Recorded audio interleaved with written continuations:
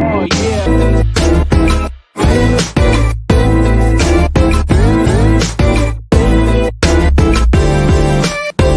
Oh yeah.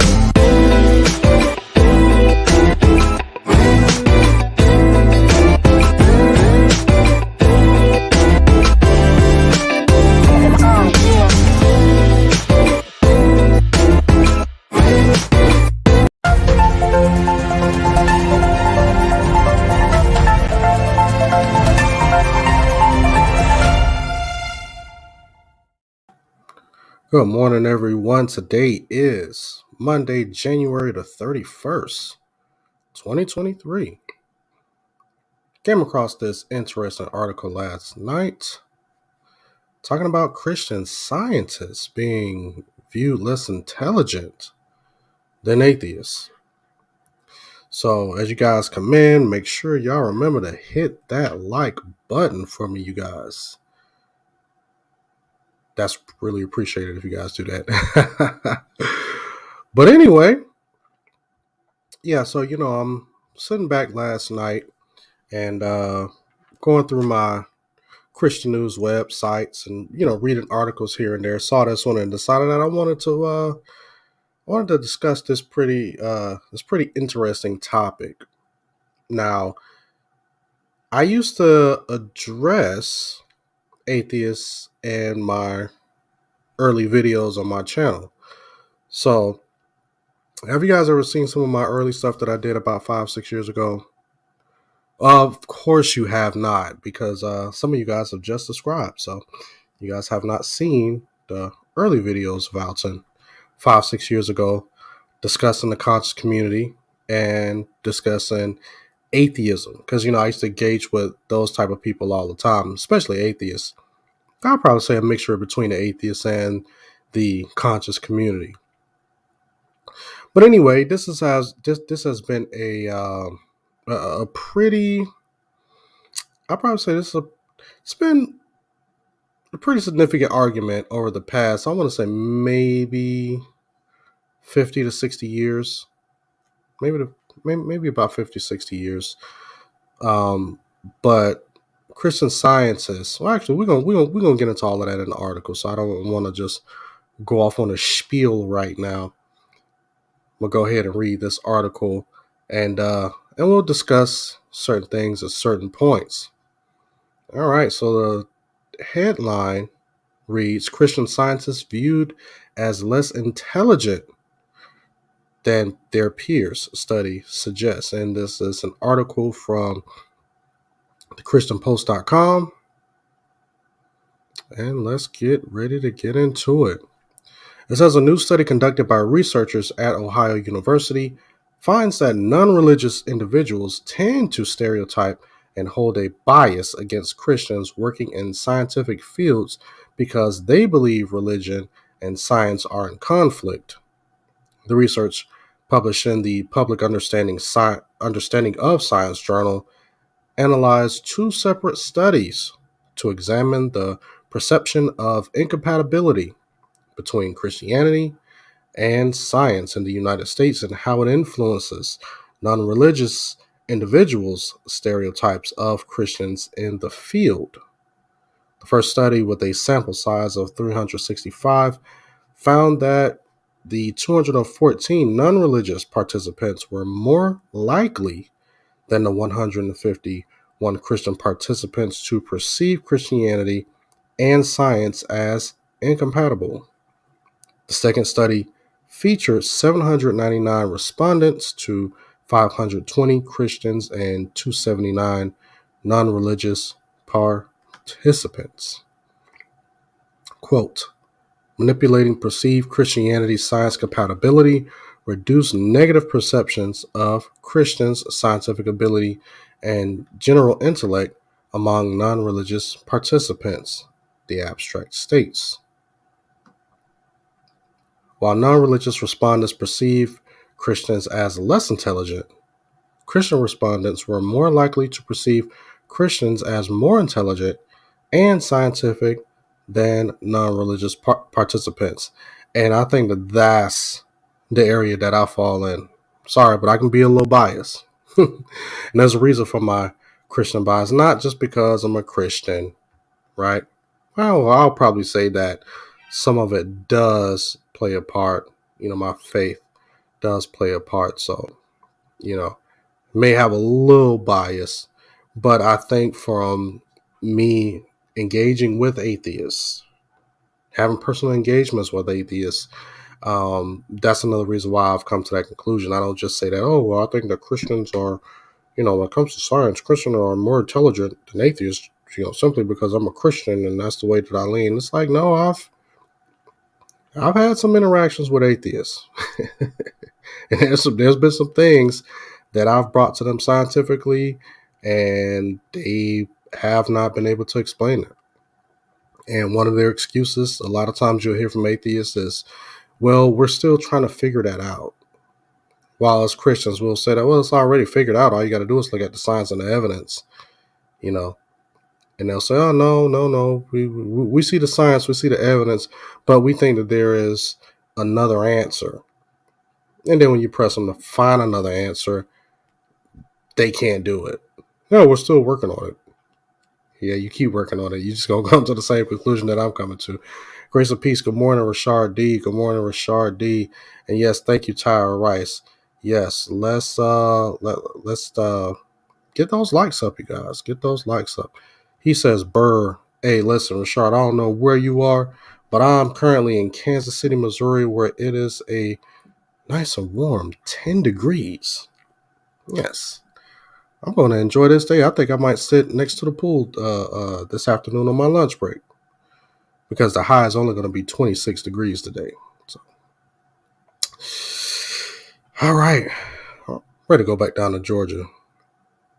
Ready to get back into Atlanta. But anyway, let's continue. In comments to Side Post, study author Cameron Mackey, a doctoral candidate at Ohio University, noted that there has been, quote, countless debates over the teaching of evolution in schools and whether intelligent design has a place in the classroom, end quote. Now, when I was in school, I remember when, they used to, well, they probably still do, try to teach you intelligent design. We had the little poster with, you have the monkey, the little small monkey, and it gradually, evolves into human, right? and actually for years, all the way until I was an adult, I actually believed that chart because that's what I saw around school. Although they did not, like directly teach us that and say that this is the way it is. They kind of alluded to it in certain ways. They kind of alluded, to like evolution. But when you study something like evolution, you can see that it's not compatible with science at all. There is no evidence to date that there are transitional fossils from apes to humans. Zero. Even scientists, there was a guy named Richard Leakey. And Richard Leakey was and he actually had a degree, so he wasn't, just some unlearned guy. Good morning to the wife. Good morning to Bay. Now, Richard Leakey was a scientist, and back in I want to say maybe the early 90s, probably like 92, 93. And he was the guy who found the bones of Lucy. Now, Lucy was said to be this quote-unquote transitional fossil from ape to human. So basically what a transitional fossil is that you may have heard the term missing link. So these bones of Lucy was supposed to be evidence or hardcore evidence of kind of like this hybrid monkey person, right? Like half of it was like monkey, half of it was like human. And if you just give it time, you can see the process from a monkey transitioning into a human, right? So anyway, that's what these bones were supposed to be. Now, Richard Leakey himself, who is a scientist, he's not even a Christian. I think he's more like an agnostic. He basically clears up his findings about the bones loosely because the atheist community took it and they just ran with it, like, oh, this is evidence, perfect evidence that this is, transitional fossils from ape to human. Anyway, so Richard Leakey said that, hey, listen, these bones are not evidence of some transitional fossil between ape and humans, right? And said that these fossils are more than likely more ape than human. And he said, and as a matter of fact, and I'm just paraphrasing what he said, but this is pretty close to what he said in a nutshell. He says, as a matter of fact, when it comes to humans, it seems like that humans had more of an abrupt, I wouldn't say creation, but he says that humans from the beginning of time may have already been human or started out as human rather than having a slow and gradual evolution process over time. And he says that science backs that up, right? And a lot of atheists got upset with him over that after he published that, after he said that, because these were the things that were being said in the Smithsonian. So he said that humans had more of an abrupt, what he called evolution, right? Like there hasn't really been much change in humans versus this slow and gradual process of what we think about this ape to man transition, right? And what does that support? That supports Genesis 6, when the Lord made man in his own image on the sixth day. I'm sorry, it was Genesis 1, man on the sixth day. All right.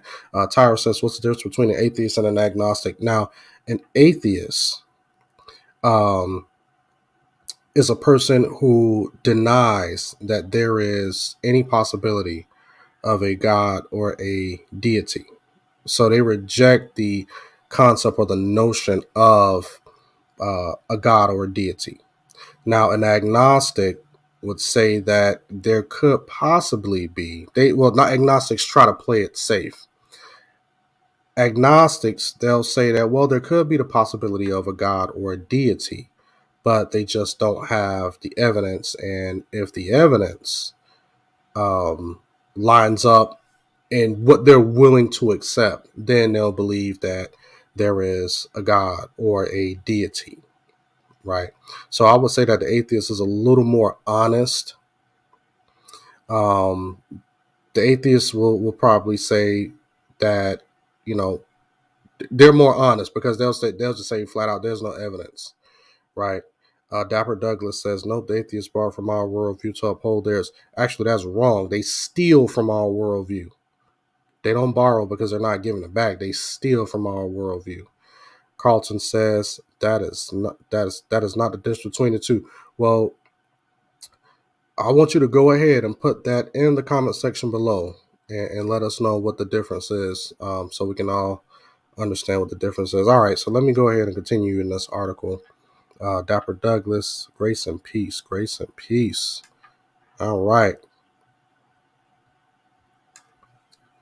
Let me see. Quote, our research demonstrates that perceiving conflict between religion and science can have detrimental effects not only on Christians' performance and interest in science, as prior research has shown, but also non-religious people's stereotypes about Christians, Mackey said. That is because non-religious individuals are more likely to believe that Christianity and science can't work together. They are more likely to stereotype Christians as uninterested in or incompetent at science, end quote. Mackey added that many prominent atheists like Sam Harris and Steve Prinker, Post Francis Collins, and evangelical Christian an evangelical Christian who served as the head of the National Institutes of Health until his retirement last year. Now, I don't know if you guys have seen, what's the guy? Ken Ham. Now, Ken Ham is a scientist. I don't know if you guys seen the debate between him and Bill Nye. And Bill Nye is not even a scientist. Okay? For a lot of people who thought that Bill Nye, the quote unquote science guy, is a scientist, he's really not. He has a bachelor's degree in mechanical engineering, while Ken Ham has, I'm trying to remember what Ken Ham's degree is in. But anyway, it'll come to me later. Anyway, Ken Ham does this. He is a scientist, and he does have degrees to back up his claims, right? So he does do science, and he has done the research, while somebody like Bill Nye has not. He's just a guy who's just had a TV show. Anyway, I don't want to get off into I don't want to get off into this. Dapper Douglas says the atheist has to assume induction and uniformity in nature, how they know tomorrow will be like today, and so forth and so on. Hebrews 1 and 3. He said, yes, Bill Nye tried to argue against the authenticity of Noah's Ark. Yeah, he did. And he greatly failed. Duneman says, there are scientists that act more fanatic that what the field presents. Certain areas, folks speak in absolutes where they can't, when there is things unfounded. Yeah, and that is true. That is true. A lot of atheists do like to try to speak in absolutes, but their positions are changing all the time. It's just like blowing, it's just like a piece of paper blowing in the wind. You never know which direction it's going to be in. And, especially when you start to like study guys like Lawrence Krauss, right? Christopher Hitchens.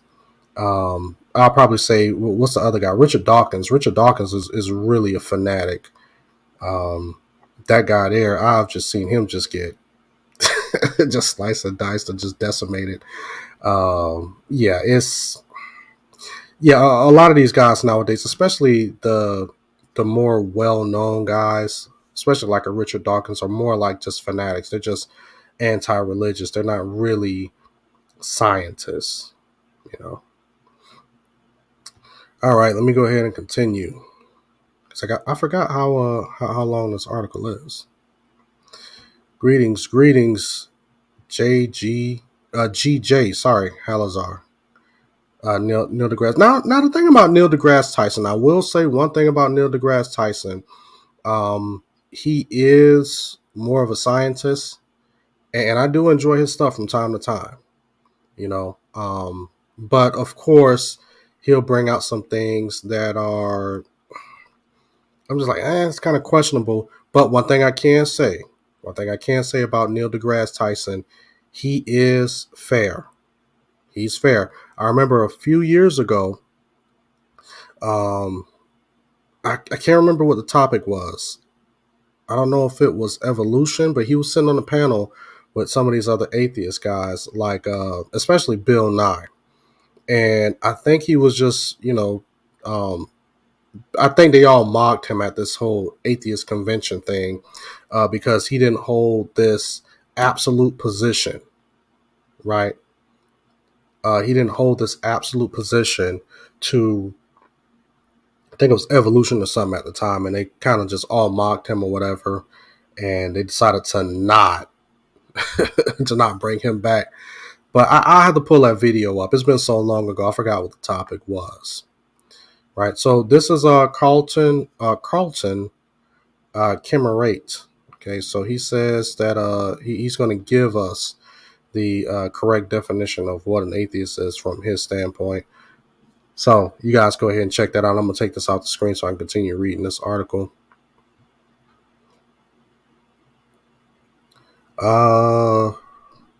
Quote, we were interested in the consequences of this belief in non-religion science conflict for non-religious people's attitude towards religious people, in this case Christians, Mackey stated. That is, we wanted to know whether the belief that Christianity and science conflict with each other explains why non-religious people stereotype Christians as incompetent in science, end quote. Perry and Ever, the founder of Canterbury Christianity and Science Interactive, told Premier Christian News that stereotypes are set up to be disproven. Quote, I think if you can relate to someone and get to know them, then they can get to know you, he was quoted as saying. There are all kinds of questions and stereotypes and wrong ideas that people have, and Christians can do the same thing as well, sometimes, end quote. And I do agree with that. I'm not going to lie. Sometimes we can have our own biases. But a lot of times I will say that I think Christians are more open to listen to an atheist and be able to accept their information if it's correct, because, as Christians, we're about truth. So we have no beef about if an atheist bring out a fact that is true. Just like I talked about Neil deGrasse Tyson. Now he brings out some stuff to him. I'm just like, okay, well, that's actually true science. And he's actually using the scientific method. But you got some of these other atheists who they argue for philosophical points instead of scientific points. And they try to blur the lines of science and philosophy. And this is where I have a problem. This is where I have the beef. But I have had conversations with atheists. I actually had a conversation with an atheist guy on one of my earlier videos that you guys have not seen because it was just so long ago. Some of my early stuff on my channel. Horrible audio, horrible video, horrible video on that. So, but I do have it. And there are some atheists who are respectable, who are very, very respectful. And, I have no problems with them. I just think that the conclusion that they come to, the foundation that they're holding to is very, it's like on soft sand at a beach, it can be washed away at any time. It's interesting that the stereotypes are in both directions. Yeah, it is. And like I said, that there's been times to where I've had negative stereotypes about atheists, but then I had to, again, as being a Christian, I had to kind of like hold back and be like, you know what? Let me hear what they have to say. There's been times to where I've listened to whole atheist lectures on YouTube. I'm talking about, 2 hours plus. I've watched some of their conventions. I know how they think and what they, how some people feel about, Christians and stuff like that. So I don't just stereotype and broad brush. There's diversity within the atheist community / agnostic community. Just like there's diversity within the Christian community. But, again, their foundations, all of their foundations is on shaky ground. Quote, the Christian in this were presuming that actually the atheists were less intelligent and less into science. So I think there's a lesson for us as well to avoid that stereotyping and getting to know the people that are asking the questions, end quotes. And I felt that is, and I still do feel that is way more effective. Let's continue to stand firm on the faith and be able to answer these questions about our faith, to anyone that asks. Earlier this month, the Museum of Bible in Washington, D.C. opened the new exhibit, quote, Scripture and Science, Our Universe, Ourselves, Our Place, end quotes. The exhibition highlights the dynamic relationship between science and religion throughout history. Attending the exhibit's grand opening, retired NASA astronaut Jeff Williams told the Christian Post that science doesn't quote-unquote conflict Christianity. The Christian astronaut said that because of the perception that science and the Bible conflict, he dedicated much time to studying the religious beliefs of early scientists. And this When I really started to kind of dive into these topics, I was surprised at how many, like well-known names that we've heard about throughout history were actually believers. Now, people are going to say, well, this person really didn't believe Orthodox Christianity, didn't really believe what we believe right now. And yeah, they may have been off on a couple of things when it came to um, when it comes to like doctrine and stuff like that. And some of these things are like secondary issues. So it's not really a primary thing, but at their foundation, they started with God, and more importantly, the one and only true God of the Bible to come to their conclusions about their scientific finds and studies. Quote, many of the scientists in the age of science, who we all read about in our textbooks about the laws of physics and chemistry, were believers first, Williams said. Quote, they were theologians first. People like Kepler and Newton, Sir Isaac Newton, right? And then you got Kepler, that's the guy who has the telescope named after him. When we talk about like the Kepler telescope that's, peers out into deep space, that's him. And Faraday and Maxwell and many others. They were driven by their faith and their understanding of their calling before God to fulfill that calling, end quote. He contends that the, quote, Bible supports and informs science with elements of the mathematical order of God's creation, and God has equipped us to explore and extract that order and utilize it for the glory of God and the good of mankind, end quotes. And that is the end of this article. And I do want to touch on that last point. So that's where, of course, me as a Christian stand. Because science, if we want to be technical, is nothing but the study of God's creation. That's it.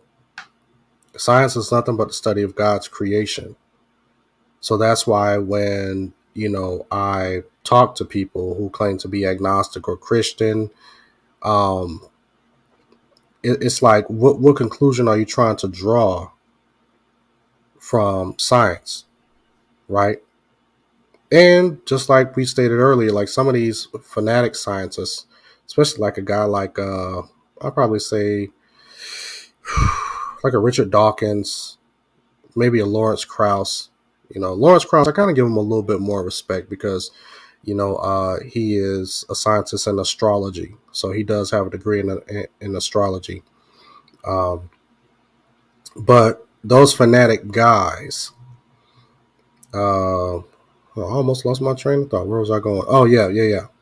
So these particular guys, when they are making these arguments against Christians and the God of the Bible, my question becomes, okay, so what are you guys, basically, what is the end goal, right? What is the end goal of you guys' conclusion into these quote unquote scientific studies? Because like I said, these guys, they argue more on a philosophical point than they do from a scientific point, right? Because remember, science has to be observable, it has to be testable, and it has to be repeatable. Those are the three methods of the scientific method. So if you can't observe something, if you can't repeat it, and if you can't test it, then it's not science. So that's why when people talk about like the Big Bang and they talk about evolution, well, you're going down the realm of philosophy because no one was there. No human being recorded the Big Bang. No human being recorded evolution over time. A lot of these ideas are very recent. I want to say within the past, and give or take 150 years.